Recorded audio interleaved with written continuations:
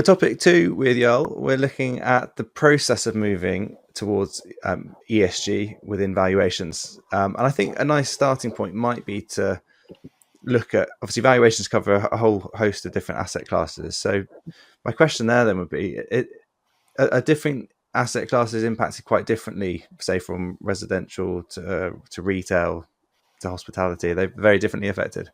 Absolutely, they are absolutely have different angles you have to look at, different points of interest, and that's quite logical because the way you use the different kind of buildings is quite different. Energy consumption is very relevant or not so relevant at all.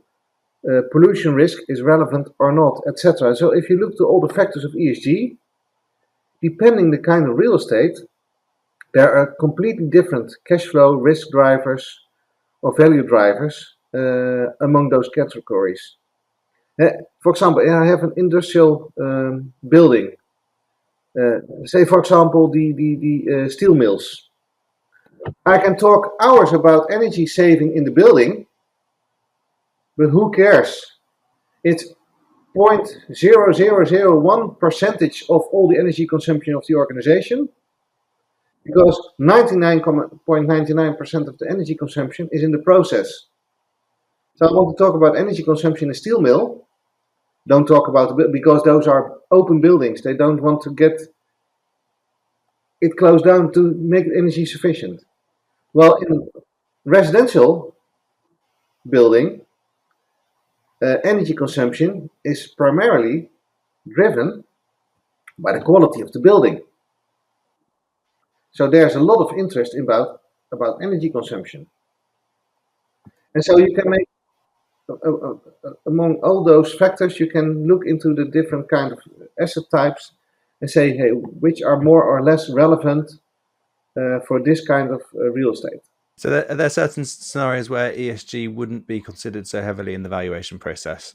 Or would it still be considered as much? It's just that its weighting might not be as important. No, you still see a difference in how ESG is relevant in valuation. When I look to the residential market, actually they're only looking at the E. The S and the G is hardly relevant in the residential market. Mm. And true. Within the E, it's for most in residential is energy, and the rest of the E is also much less than the energy. When I look to retail, social and governance are definitely relevant, and environmental is not as much about energy, but more about the other environmental aspects. While in office buildings, energy consumption is very relevant. So yes, there are differences in the weight that each of the factors will have among those different kinds of asset types.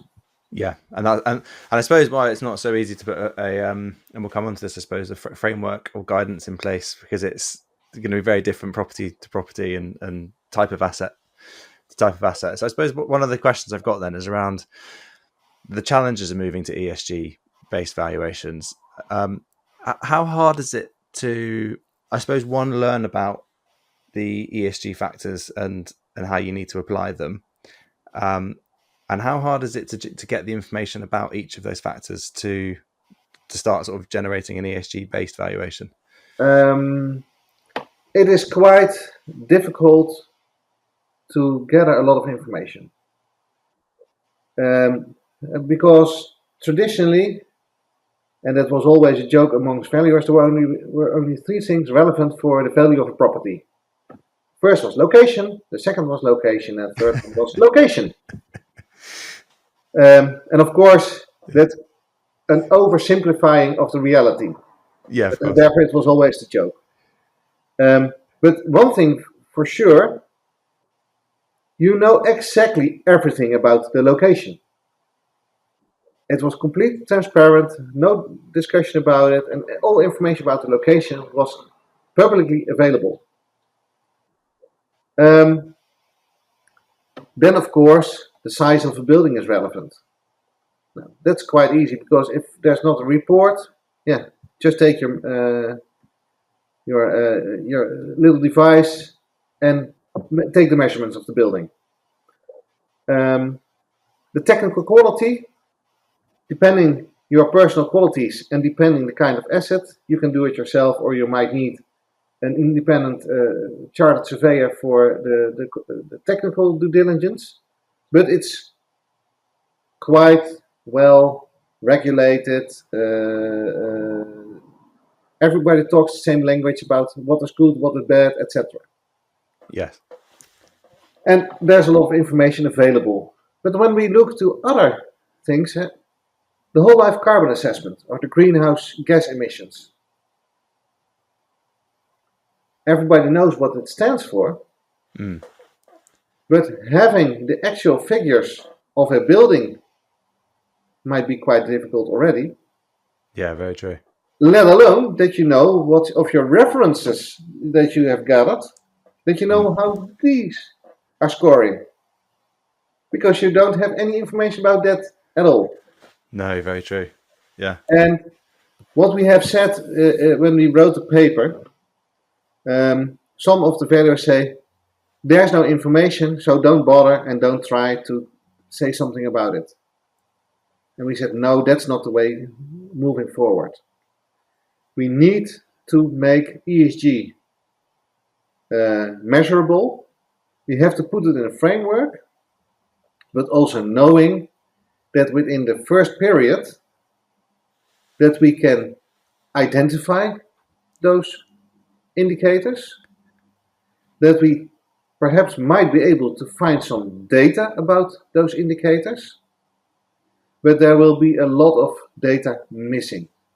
Yes. But if we don't start collecting now, we'll never get to the point where we have measurable and referable data. So a continual improvement, I suppose, over time. Yeah. So we have said we have to start somewhere, and we did start now. And now the main issue about ESG is gathering and sharing data. Because some data are available, but people are very reluctant in sharing it, which makes it very hard to compare one building to another. And what you have seen in some studies is that what determines a value. And you can, from every building, you can determine what are the value drivers. And then you can say, okay, 40% was location, 40% was the size of the building, 10% was the technical quality. And the remaining 10%, and don't take me about the percentage because those are just fictional. The last 10% is determined by 100 or 200 different aspects. And only when you have a huge amount of data, of a lot of transactions, of a lot of buildings, with all the underlying specific points, you can make a regression analysis and say, okay, this point determines the value by that much percentage. And yes, in the Netherlands, the Tilburg University has done it several times already in the past 20 years or so, where they regularly measured all the data of the residential market, because from the residential market, about 70-80% of all transactions are registered in a system with a lot of details. So you have a transaction date and transaction price and about 60 aspects of those buildings. And if you then have 100,000 transactions a year, you can make great statistical analyses. And they have determined that the energy label, where it was 10-15 years ago, only determined a price difference of 1 or 2% between the worst and the best label. This has now already made a change of 10% plus or minus between the best or the worst energy rating. So you see change in society, and now there's becoming more and more evidence about how energy ratings influence the pricing of residential houses. Definitely. One question I've got on that, tying into something you said in part one, obviously if you're doing a valuation, you're giving the market value of today. So, for example, let's say it was a long time ago and it affected the energy rating, for example, affected the property's value by a percentage, 2%. So we're still having to give the valuation today. So in terms of allowing for the ESG aspects, is there an element of saying, well, this is what it's worth today, but we also have to say, potentially it'll be go up or down in value in 10, 20 years by this amount because of these factors, or are we only giving a price based on No, today? as a valuer, you are never allowed to give a value Yeah. of tomorrow. You can say what it's worth today or what it has been worth in the past. Yeah. You can never say what it will be worth tomorrow because you don't know what the market will be tomorrow. No. But what you can do is determine risks.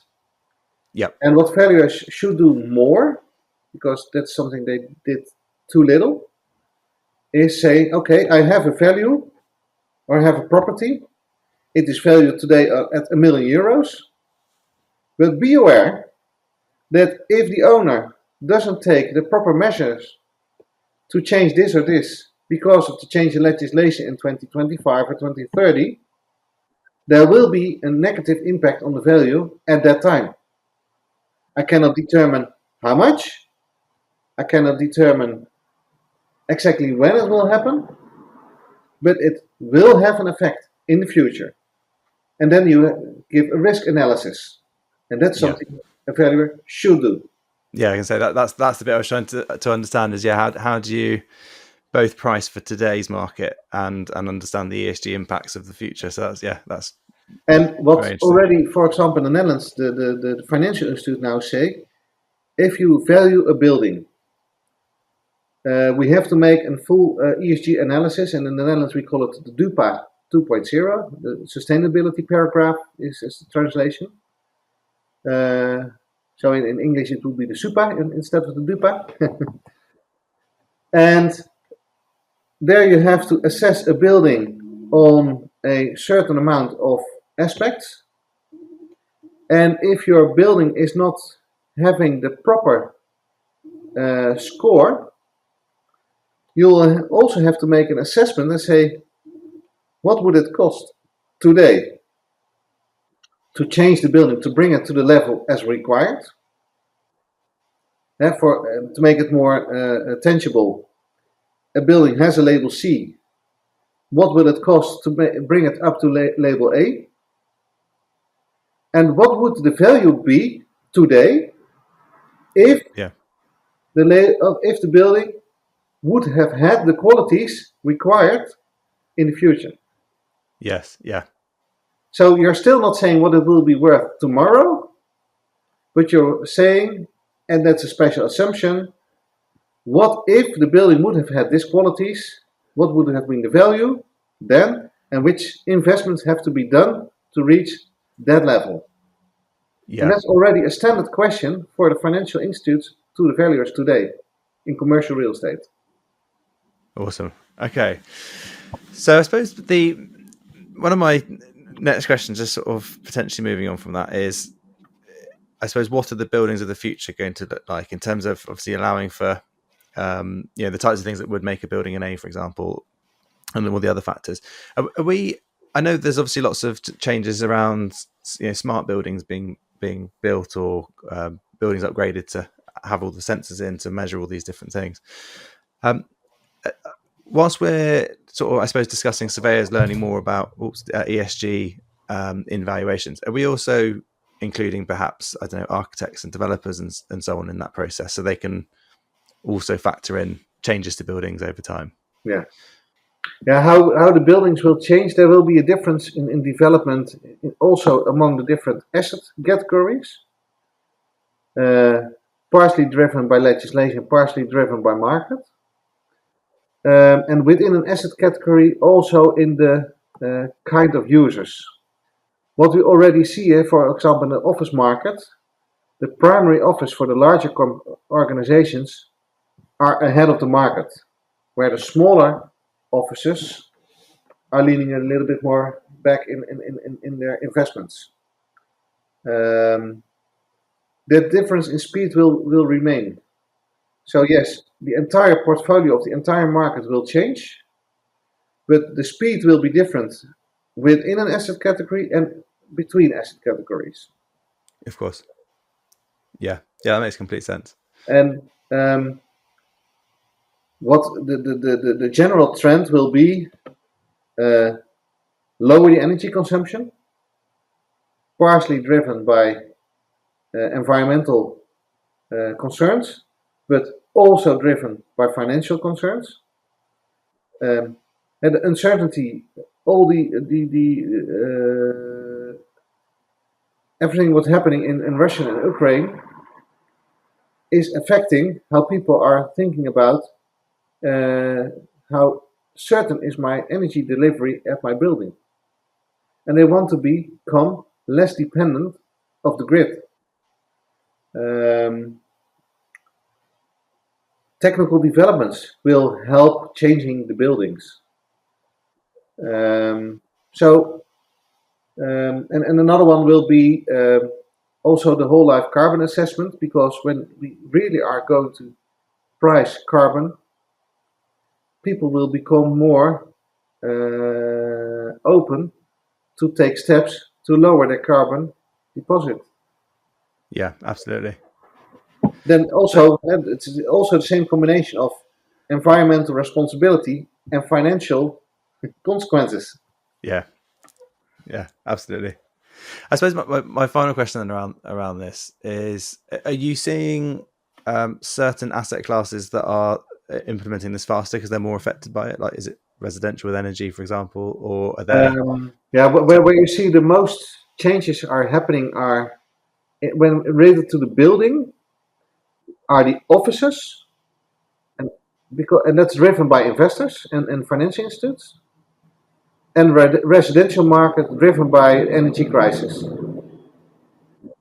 For example, in the retail market, you see a lot of changes in, especially where people have a grocery store, in all the equipment which is in the building. So it's not much about the building itself, but making doors before the cooling, etc. That's changing what's inside of the building, not the building itself. Industrial, they're mostly looking at their process because the building is hardly relevant in their cost structure. Yeah, no, that makes complete sense. And the uses and the makeup are very, very different between. Yeah. So therefore, residential is energy driven, commercial, the office market, partially driven by energy consumption, but mostly driven by investors. Yeah, makes complete sense. Yeah. Okay, I think it's been really interesting. I think my final question on this is a topic: if you are a surveyor that's doing valuation work, and you're starting to look at how you can improve your ESG factors within the valuations you're producing, where's the best place to start learning about it? Is there CPD courses you can go on, or like ways to get your valuations sort of checked by someone? First of all, follow the newspapers. Yeah. Be aware of what's happening in society. Be aware of what's happening in legislation. And then, of course, you will need to improve your skills. And it will be divided into developing technical skills. Because if you are not aware what, for example, a heating pump is, you won't recognize it when you see one. So you will need to, because you know what the old installations look like, you also need to know how the new ones look like. And then, of course, you have to make sure that you are understanding what's happening in market. And therefore you need interaction with colleagues, read market reports, and follow, of course, CPD. Because and they will help you to improve your skills, to improve your knowledge. And depending on what kind of part of the market you're acting in, you might dive into the deep in specific parts and more in a glance in other parts, but that will be different depending the kind of work, the kind of market, the location you are, etc. Yeah, completely. Oh, that makes complete sense. Thank you very, very much for coming on today and sharing your insights across the two topics. If anyone wants to get in touch or learn more about your paper, what's the best way to get in touch? Or best way to feel free to share my email address, and they can contact me by email. That's the best way to have contact. It was great to have this contribution today. Awesome. Well, anyone looking for the email address, we'll have it on the episode details. So check those out, and then you can get in touch. But thanks again for coming on. It's been really interesting. Okay, thank you very much, and see you next time.